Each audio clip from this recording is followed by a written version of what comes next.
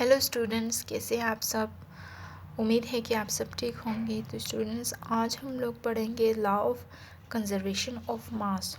Law of conservation of mass का मतलब है कि चाहे कोई भी केमिकल रिएक्शन हो रहा हो, तो चाहे जो भी एलिमेंट हो, उसकी मास जो है वो कांस्टेंट रहती है, चेंज नहीं होता है। सही, जैसे कि यहाँ पर इस लॉ के मुताबिक यही चीज़ बताई है कि matter can neither created or nor be destroyed in any chemical reaction।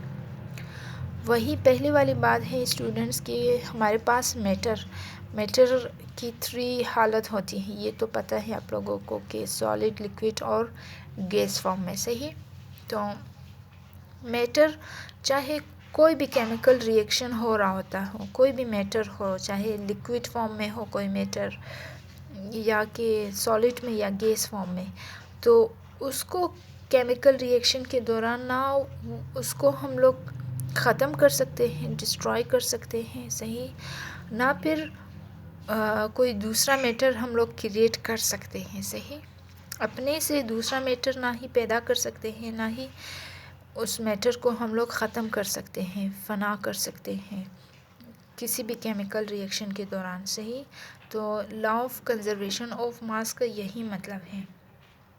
दोबारा देख ले कि इसका क्या मतलब है। सही, इसको मज़ीद वाज़े किया है कि द मास ऑफ, चाहे हमारे पास कोई केमिकल रिएक्शन हो रहा होता है। सही, अब केमिकल रिएक्शन में क्या है कि ये साइड हमारे पास रिएक्टेंट है और ये साइड हमारे पास प्रोडक्ट साइड होते हैं। तो इसका मतलब है कि the mass of reactants is equal to the mass of the products. क्या है कि हमारे पास रिएक्टेंट साइड पे जितने भी एलिमेंट है, जितने भी मैटर वगैरह है, सही, उसकी मास जो है वो बराबर होती है। जब जब रिएक्टेंट साइड पे केमिकली रिएक्शन हो रहा होता है, तो उसकी मास जो है सेम होती है। जब केमिकल रिएक्शन के बाद जब कोई प्रोडक्ट हमारे पास बनता है, सही, प्रोडक्ट के मास और रिएक्टेंट के मास दोनों सेम होते हैं। सही, यहाँ पर अगर रिएक्टेंट साइड है तो यहाँ पे प्रोडक्ट साइड, इन दोनों की केमिकल रिएक्शन के बाद जो प्रोडक्ट बनता है, तो इनका मास और इनका मास जो है वो सेम रहता है, यानी इनकी कमियत सेम रहती है, कमियत। सही, तो इसके अलावा अब यहाँ पर रिएक्टेंट साइड पे तो एलिमेंट कुछ और तरह के होते हैं, जब प्रोडक्ट साइड में तो वो और ही एलिमेंट बन जाता है। सही, वो फिर कैसे इसका मास जो है सेम रहता है, ये भी एक क्वेश्चन है। सही, तो इसका आंसर ये है कि मास can change its composition and appearance. तो यहाँ पर जो है केमिकल रिएक्टेंट साइड पे अगर कोई और एलिमेंट है तो प्रोडक्ट साइड पे वो कुछ और बन जाता है, तो वो इनके मास सेम रहते हैं। शुरू में हम लोगों ने ये बताया according to law of conservation. तो कैसे सेम रहता है, तो उनमें चेंजेस भी होती है। यहाँ पर बताया है कि मास जो है वो सिर्फ अपनी कंपोजिशन चेंज करता है और अपीयरेंस चेंज करता है। मतलब इसका मतलब है कि वो किस चीज़ से मिलकर बना था, कंपोजिशन, उसकी बेसिक इंग्रेडिएंट, मतलब वो क्या थी, वो कंपोजिशन वो चेंज होती है, किस चीज़ से मिलकर बन गया था, वो फिर अपनी हालत चेंज कर देता है। सही, और अपीयरेंस, फिर ज़ाहिरी अपीयरेंस, उनकी ज़ाहिरी शक्ल जो है वो चेंज होती है, बाकी उनका मास जो है सेम रहता है। सही, यहाँ पर एक एग्जांपल देख ले आप लोग के, हमारे पास है silver nitrate and sodium chloride. जब ये दोनों केमिकली रिएक्ट करेंगे, इनकी केमिकल रिएक्शन होगी, ये दोनों जो है लिक्विड हालत में पाया जाता है, मतलब एक्वेस फॉर्म में है। सही, जो कि माया शक्ल में ही मौजूद होता है। सही, ये सिल्वर नाइट्रेट और सोडियम क्लोराइड, तो इनकी केमिकल रिएक्शन के बाद हमारे पास जो बनेगा सिल्वर क्लोराइड बनेगा। सही, सिल्वर क्लोराइड और सोडियम नाइट्रेट। सही, अब क्या है कि यहाँ पर जो सिल्वर नाइट्रेट था वो चेंज हो गया सिल्वर क्लोराइड में।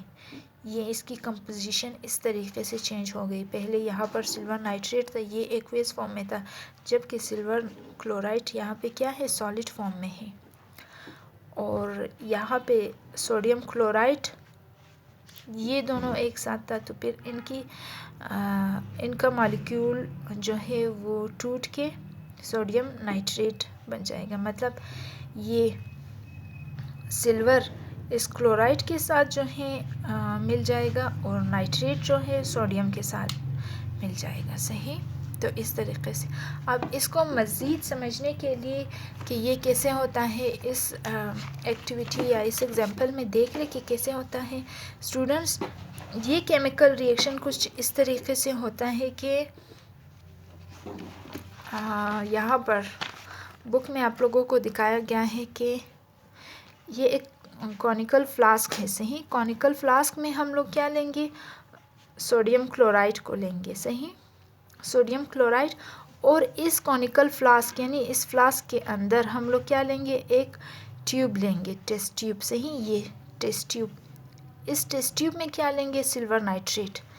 यानी हम लोगों ने कॉनिकल फ्लास्क में क्या लिया, सोडियम क्लोराइड को लिया, जबकि टेस्ट ट्यूब में किस चीज़ को लिया हम लोगों ने, इस सिल्वर नाइट्रेट को। सही। और इस कॉनिकल फ्लास्क के मुंह को हम लोगों ने कॉर्क के साथ बंद कर दिया। सही। ये कॉर्क है, इस कॉर्क के साथ इसको बंद कर दिया ताकि ये चीज़ें जो है बाहर ना गिरे। तो फिर क्या करेंगे कि इन दोनों को जो है हम लोग फुल शेक करेंगे, मतलब ऐसे हिलाएंगे। सही। फुल शेक करेंगे ताकि क्या हो जाए, यहाँ पर सिल्वर नाइट्रेट जो है और इसमें सोडियम क्लोराइड जो था, ये दोनों क्या हो जाए, आपस में केमिकली रिएक्ट करे। ये दोनों एक्वेस फॉर्म में था, लिक्विड फॉर्म में। सही। इन दोनों की केमिकल यहाँ पर एक और चीज़ स्टूडेंट्स, इनको शेक करने से पहले हम लोग क्या करेंगे, वेट करेंगे इसका। सही। मतलब वज़न देखेंगे इसका कि सोडियम क्लोराइड और सिल्वर नाइट्रेट का वेट कितना है। यहाँ पर 300.23 ग्राम है। सही। इन दोनों, इनका टोटल वेट। सही। अब इसको शेक करेंगे हम लोग। जब ये शेक करेंगे तो इसका मतलब है कि ये दोनों जो है केमिकली रिएक्ट करेंगे एक दूसरे के साथ। सही। एक दूसरे के साथ जब रिएक्ट करेंगे तो हमारे पास क्या बनेगा, सिल्वर क्लोराइड, जो कि यहाँ पे सोडियम क्लोराइड था, वो अभी क्लोराइड जो है इस सिल्वर के साथ रिएक्ट करेगा। हमारे पास सिल्वर क्लोराइड बनेगा और सोडियम नाइट्रेट। फिर प्रोडक्ट में हम लोग किस चीज़ को, यानी मास ऑफ प्रोडक्ट को हम लोग देखेंगे, दोबारा वेट करेंगे कि वही वेट आया, यानी शेक करने के बाद, इनका केमिकल रिएक्शन के बाद दोबारा वही वेट आया 300.23 ग्राम। सही। जो कि यहाँ मास ऑफ रिएक्टेंट में था। यहाँ पे ये रिएक्टेंट है, मतलब ये अलग अलग है, यहाँ पे ये दोनों मिल गए हैं आपस में। सही। तो इन दोनों का मास जो है सेम है। तो इस तरीके से ये साबित होता है कि law of conservation of mass जो है इस तरीके से साबित होती है कि जैसे हम लोगों ने कहा कि मास जो है किसी भी एलिमेंट का वो चेंज नहीं होता है, चाहे कोई भी केमिकल रिएक्शन हो रहा होता है, वो अपनी ज़ाहिरी शेप और शक्ल और कंपोजिशन चेंज करता है सिर्फ, बाकी मास जो है सेम रहता है।